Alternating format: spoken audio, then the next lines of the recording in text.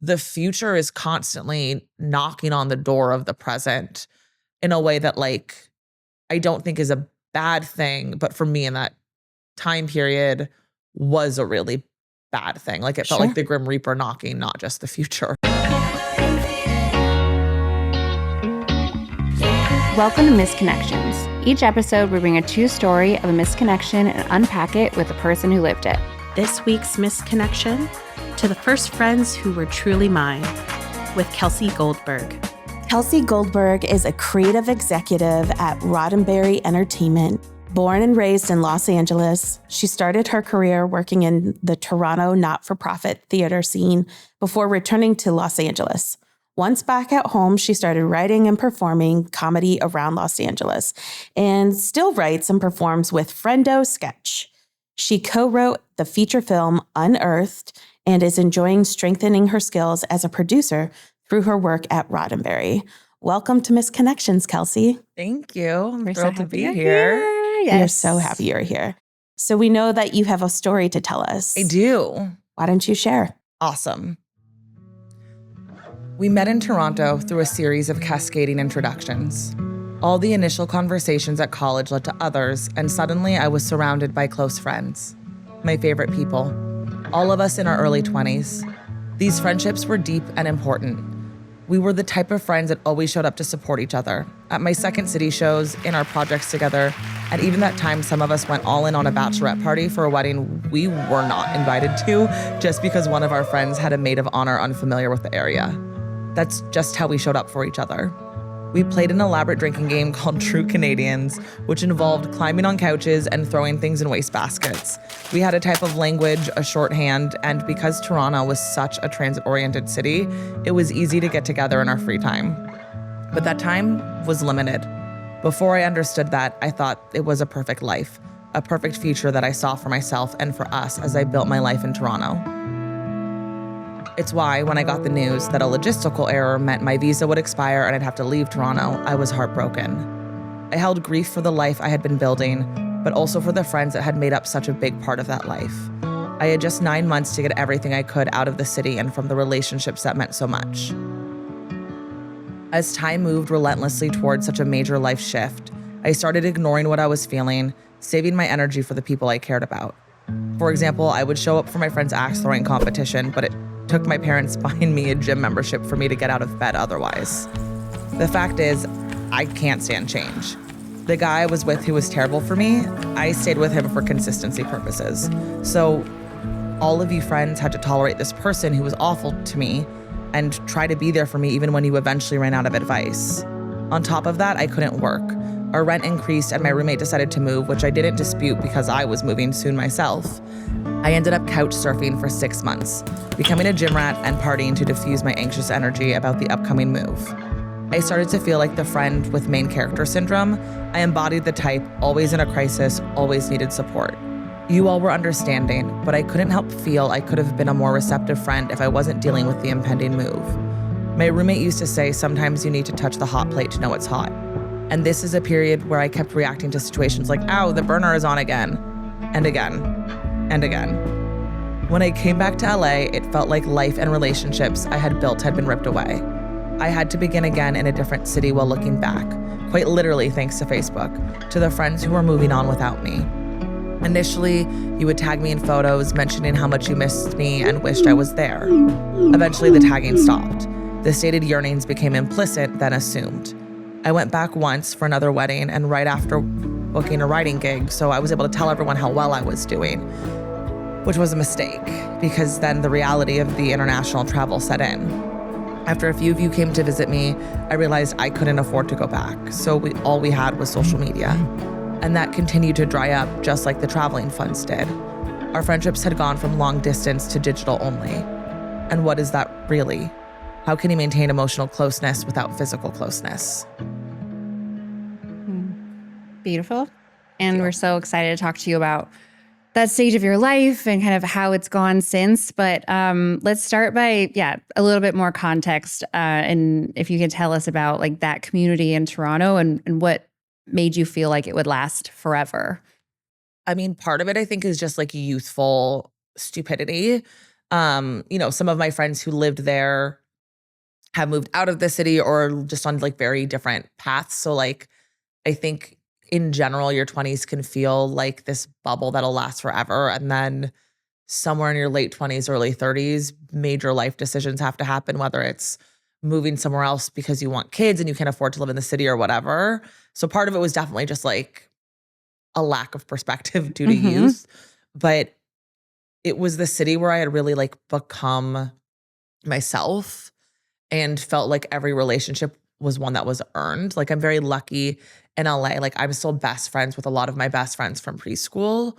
But part of that is because we got along well. And part of that is because we've put effort into the relationships.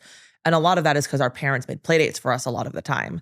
So these were people who like didn't have to like me. Their sister wasn't friends with my sister. Their parents weren't friends with my friends. Like they had, or my parents, like they had no reason to keep me in their life except for they wanted me there. And that was a very cool experience. And it just felt like this like fun bohemian, like we were all doing, like all my theater friends were doing like weird experimental theater and trying to like make meaningful art. And my friends who weren't in theater had these awesome hobbies like axe throwing and stuff like that just filled their lives. And it was a time when like, it really like, yes, we were like building our lives from like a practical sense, but everything was really designed around having fun and being like fully satisfied as people in a way that I think as you get older, the pressures of life sometimes force you to care a little bit less about how like happy you are. Yeah. It's like the honeymoon phase of our lives. It is the honeymoon phase of adulthood. Yes. Yeah. Because you're also like, you're so broke. So there's definitely like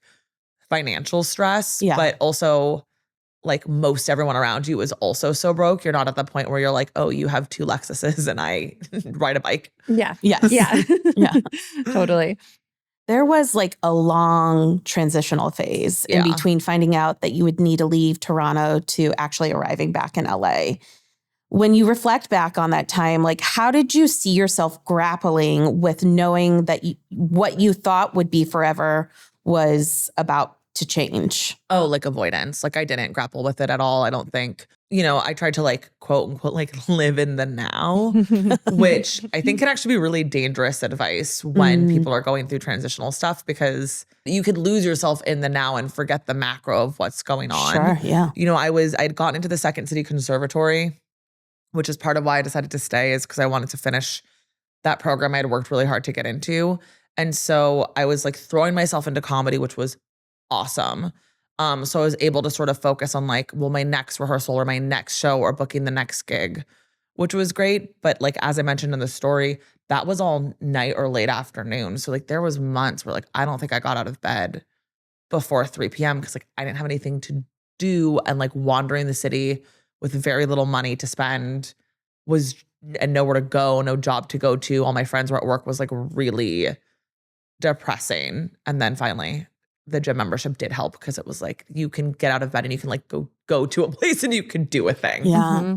It's almost like you were like trapped, in a sense, like you were seeing everybody continue to live their life, but you weren't able to live your life. 100%. Like, but then nighttime would fall and I'd have a show. Yeah. Or I'd have a rehearsal and you would feel the ambition that comes with like having a great comedy show and making an audience laugh. You're like, maybe this will be the career. Maybe I can do this. But it was this weird thing where like part of the time my life felt like it was chugging ahead as planned. And then during the day, it was just like this weird, lonely, liminal space where there was like nothing to do and nowhere to go and no one to talk to. Yeah. Yeah. And so you've described like there's the period of time of a day where you would spend alone, whether that was finding a way to get out of bed, go to the gym. And then you have this like real motivation through ambition. Yeah. And then how did those two things square with, and we get notes of this in the story, obviously, but square with then your relationships? Like, how would you put your relationships in that kind of triangle of things? Once they got done with work, life could feel normal. So they were also a thing where life felt normal, was getting to hang out with them. Obviously, especially once I was like couch surfing, like sometimes I'd be in my friend's apartment for 8 hours before they got home. So like that could be weird. And then the minute they got home, I was like, what do you want to do? I got wine. Like, let's here. And I'm sure that was exhausting for them because sometimes you come home from work and like want to chill. And I've been like, that bored puppy that was like, hey, like it's time Play to with pay me. attention to me. Yeah. Like, can we play? Yeah. But they were really great about it and they were super supportive. But it was also like one of my friends was getting closer and closer to getting engaged. And I really struggled with that. I think I did a good job of keeping it from her. But one part of me was like, when did we get old enough that people are getting engaged? And I think that thought became like a problem for me because I was like, when did I get old enough to be like divorced from a country? Yeah. So I think it was just like another sign of change. Whereas if I knew I was staying in Toronto, I'd be like, oh, I would never get married that young, but good for her. Like it wouldn't balk me. But also it was like, I probably won't be here when that happens. And so it also felt this thing she was hurt, like this like major life experience. I knew she was hurtling towards it. I knew I was going to miss. And that was really angering. Like I wanted to enjoy my friendships as much as I could while I had them in the same place. But also a lot of life is getting excited for future things. Yeah. And I had a really hard time being excited for their future because I knew I wasn't going to be in it. Yeah. And I don't think I had the words to express that. Oh my God.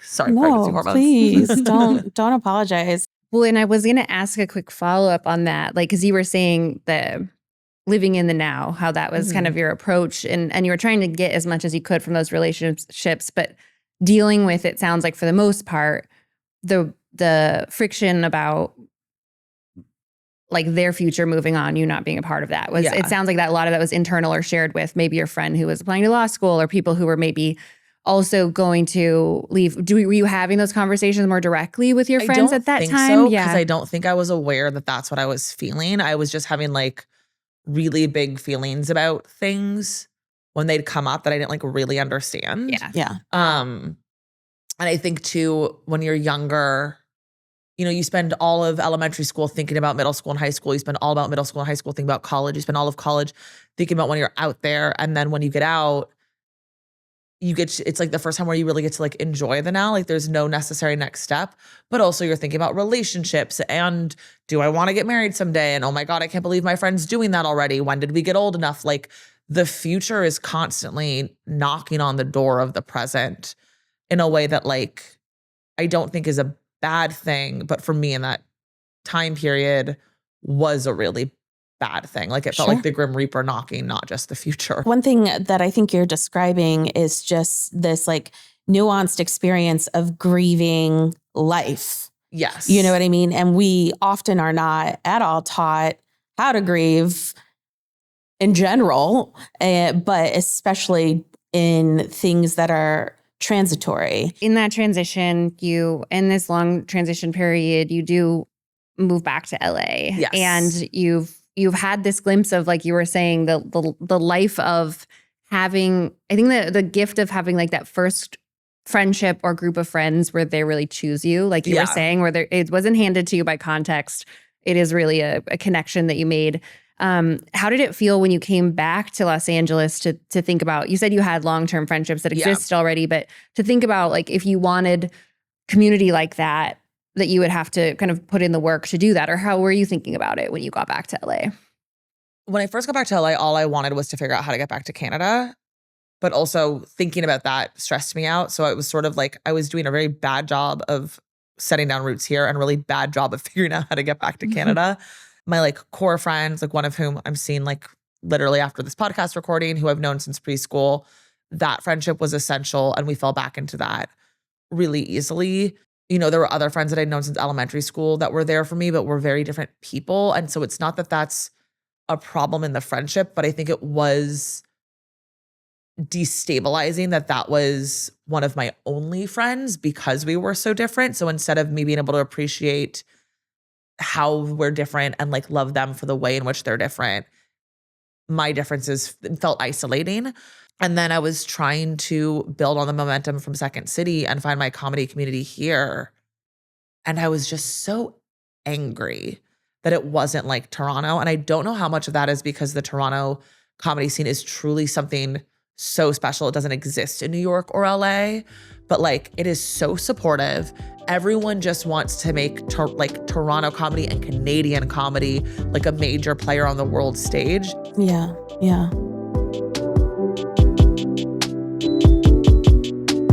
If If you want to keep exploring missed connections in early adult friendships, check out an episode from earlier this season, To the Queen Bee Who Made Me Feel Safe to Be Seen with Jason Rhee. We've included the link to the episode in our show notes.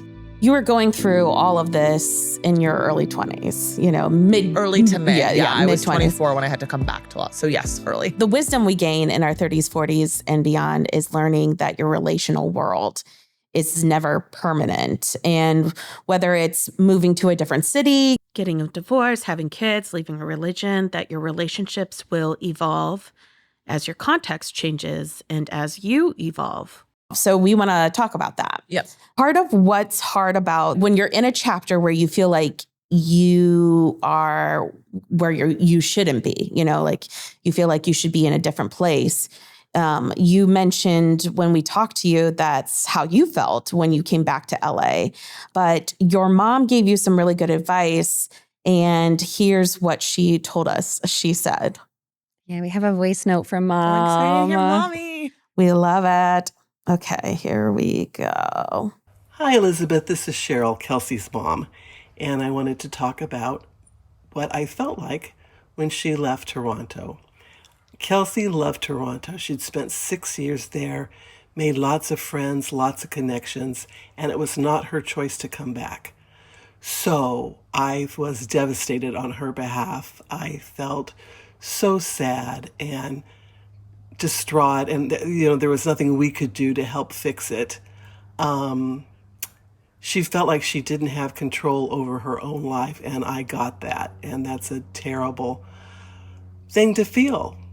So my advice to her, I think on tops of everything else, she was feeling embarrassed, that she didn't have control over her life. And I explained to her that a lot of people move back home after, a change, whether it's graduation or a divorce or a new job.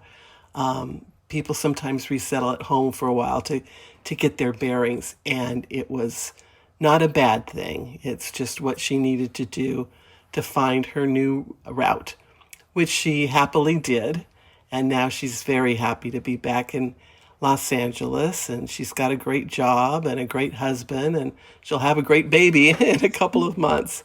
But I did tell her, and she was open to the idea that bad things happen. Things are not always in a straight line.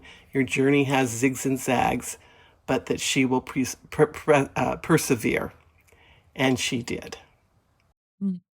Aw, so sweet. Talk about connection, though. Obviously, we're talking about friend connection here, but it sounds like, that your parents were really there for you in that moment and trying to partner with you and saw you pretty clearly at the time, too. Yeah, we're a very close-knit family. I'm very close with my parents. I had dinner there on Thursday. I talked to my mom almost every day, which is funny because we were, when I was growing up, when I'd go to camp, I would be like, okay, bye, and not talk to them for 6 weeks. And they were constantly emailing camp counselors being like, just want to make sure she's alive and happy. Yeah. And stuff like that. And so when I went to college, my parents were like, we are not kidding. If you do not call us once a week, there will be trouble. I was very lucky they were able to help with tuition, and they were like, we will take the you have to check in. And I think something about getting to permanently be away, I started calling my mom and my dad almost every day in college just to check in. And I was able to move back in with them when I moved back to LA. And at first I was like, I'll be out within a year. And I was so embarrassed to be 24 and living at home with my parents because I feel like a lot of American white cultures have this idea that you're supposed to leave the nest at 18. And if you come back, you are an embarrassment and a failure. And I don't think I realized how much I was, I think they call it the boomerang generation, that what I was going through, mine was specific to the deportation, but so many millennials ended up having to move back in, and it actually worked really, really well. And I stayed with them for a number of years. And I'm really glad I had that time with them and got to know them as adults and roommates, because I wasn't relying on them for food and shower. When you're a little kid, you're so reliant on them for everything that having to cohabitate with them when we're all adults, I think really helped me see them as people, not just as my parents. Yeah. Which was very cool. I still don't like that life is not linear. Like, I don't think I'll ever accept that as like a tolerable part of existence. I just can't do anything about it. Yeah. I think the experience of feeling like the future we worked so hard for and we thought we were going to have was taken from us by like very large forces is incredibly universal to people of our generation. And honestly, maybe that's always been adulthood and we just were lied to about it. Yeah. Like maybe that's just always been the case. But I've found that as unique as the circumstances of the crises of my late 20s was, the crises itself is like so not unique or special. It's very common. Yeah. Yeah. And the way that those changes parallel our social worlds too. Yeah. I relate to that experience a lot, not because of the move situation, but because when I got divorced at 28, I moved back in with my parents after not living with them for, 10 years or something like that. And I remember crying on their couch at one point because I had done all the math and I just still didn't have enough money to move out. And my dad was staring at me like, it's a good place to live. Yeah.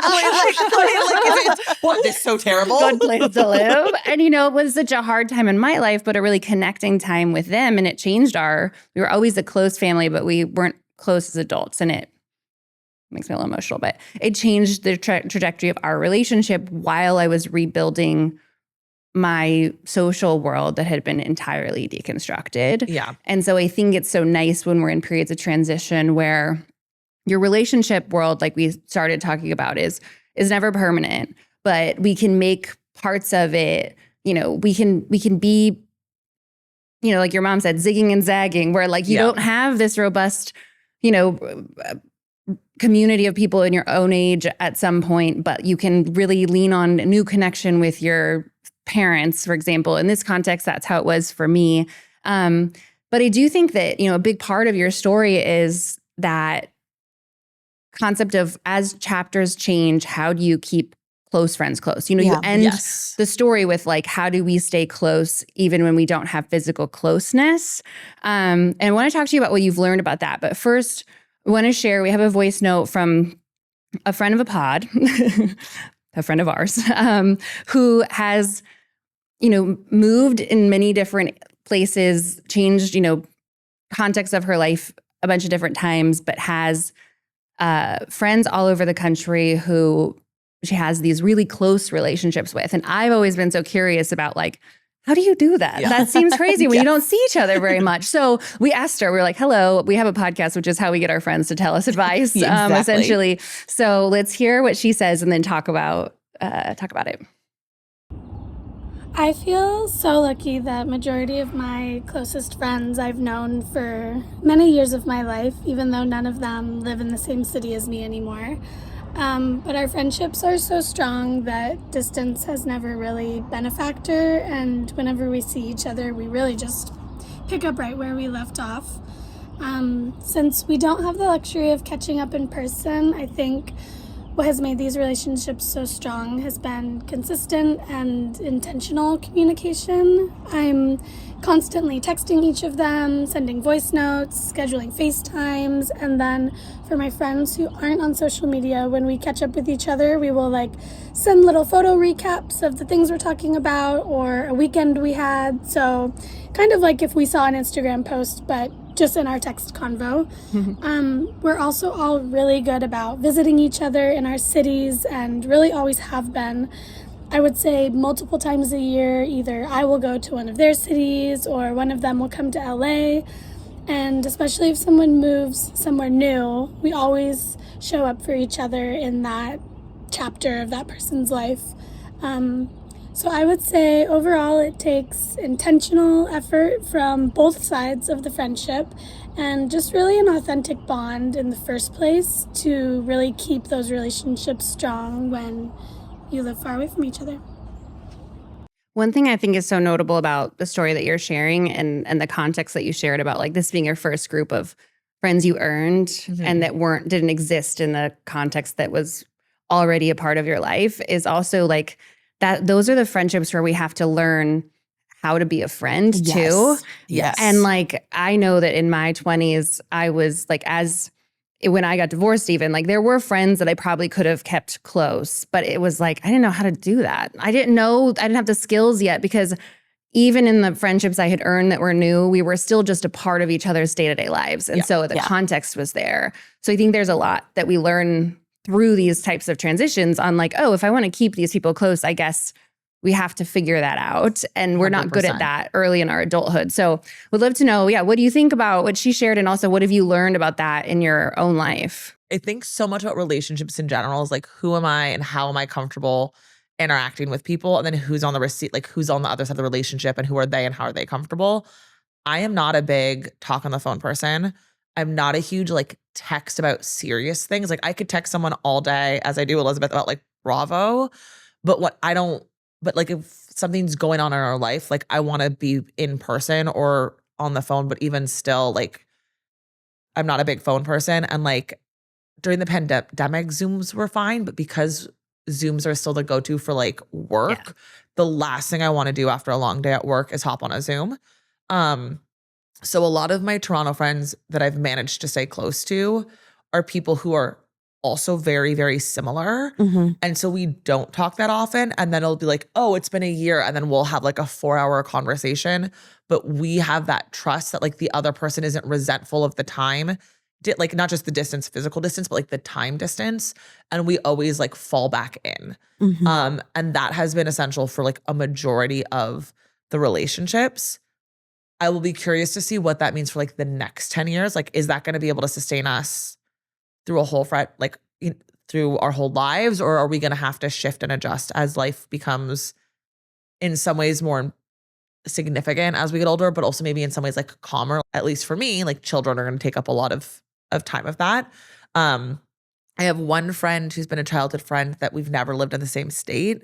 And our friendship is entirely based around the fact that like when we do talk, it's like no time has passed. And we both just know how loved we are by the other person. That's been the majority of how I've managed to stay close to those people, is just learning to trust that I'm as loved as they tell me I am. And then when I do get to interact with them, letting that fill me up. I've got one friend for whom when I moved back and the communication stopped, they took it very personally because they actually do need a lot more constant communication. And so we recently reconnected, and it is very much like, I will try to do better. Like we will have text conversations that last a long time where we talk about very serious things that are going on in each other's lives. So I am getting better at exercising that muscle and even instigating those conversations. They're a therapist now though. So I also think that like in terms of them getting comfortable accepting the gap, like that is literally a skill set that they have managed to professionalize. And I think I really benefit from the part of their brain that's like, okay, as long as she's showing progress, we can deal with this. She's doing well, you guys. She's doing well. Like she's growing. She's heard me, she's heard my emotional needs, and she's working towards meeting them the way I need and all that kind of stuff. So I think I benefited from that. I'd be curious. I don't know if that would have been the case if they didn't have like literally the professional skills just to also like articulate what they needed from me. I think that's the hard thing too. When you're in person, you can like tell if someone's irritated with you or if someone's having a bad day, if they want to be hugged. Like you get all of these like unspoken cues. And when you're long distance, you really have to ask for what you want or need, because the other person is not going to be able to guess. They don't get any of that like extra input about what's going on in your emotional life. And I think the hard thing too is like if both people aren't comfortable with that, like you're not going to get to be as close. Yeah. But also as I've gotten older, I've had people who I've been very close to, and then we sort of fell into like the outer circle of each other's spheres. And then we fell back in to being really close when what I needed in my life was their energy. And I didn't love them any less when they were on the outer sphere. It's just that what I needed in my life or what my schedule could allow and what they needed and what they wanted to do was so different that we couldn't be in our circle. And as I've had more instances of sort of people coming out and back in and out and back in of my inner circle and me to them, I get less anxious or read less importance into whether or not I'm in the inner circle anymore, because I can kind of trust that like when they need me, They know I'm there. If life brings us back and brings us closer, great. If not, that's okay. And that oftentimes trying to force a relationship to be closer than it's meant to be in that moment does so much more harm than it does good. Yeah, for sure. When there's a difference between closeness and depth, and there's just Yes. like different types of closeness too. And so it goes back to what we were saying about that wisdom that comes with experience and time of seeing friendships transition safely. Yes. And seeing, when relationships aren't permanently how they are in one stage, that's that can be a good thing too. Yes.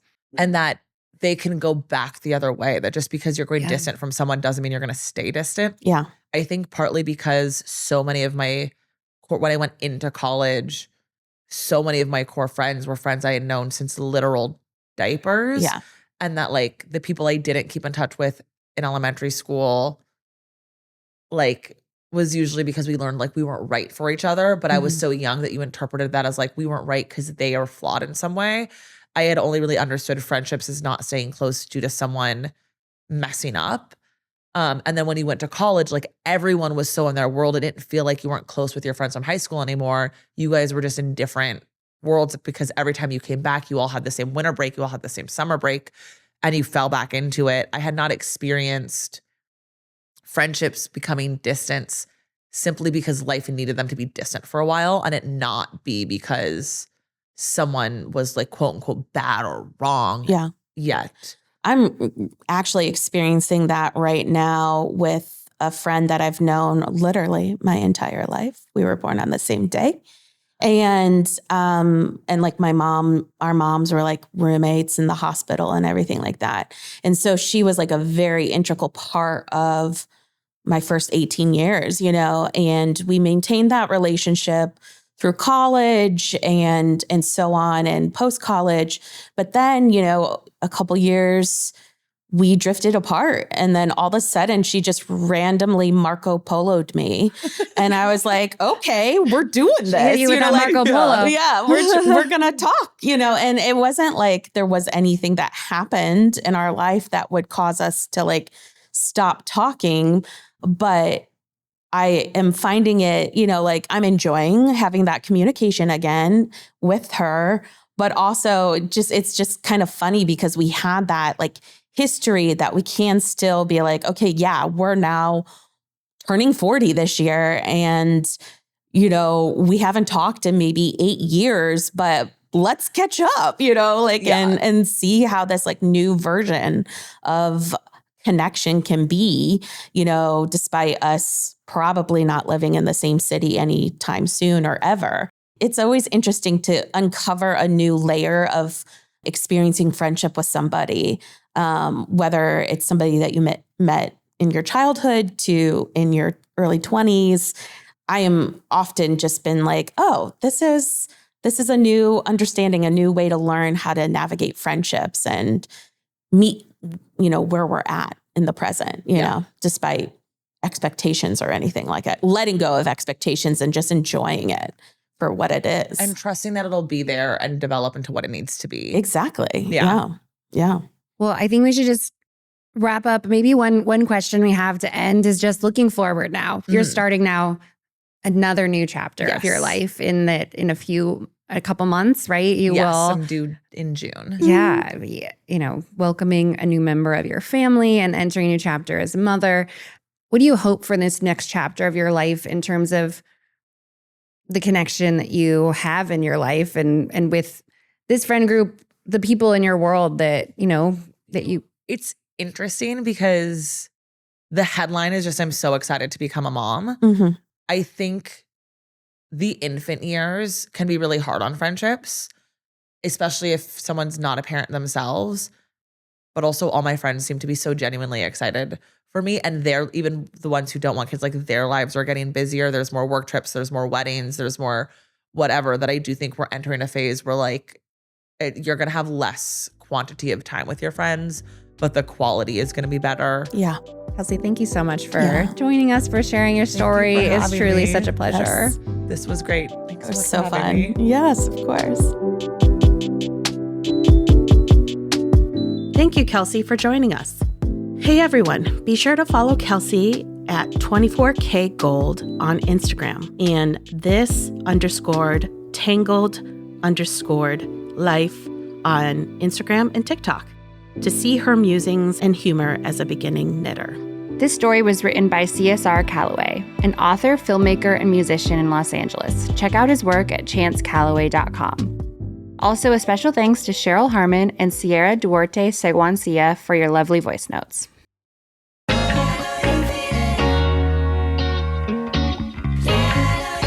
This is Misconnections. Thanks for listening. I'm Elizabeth Wyndham.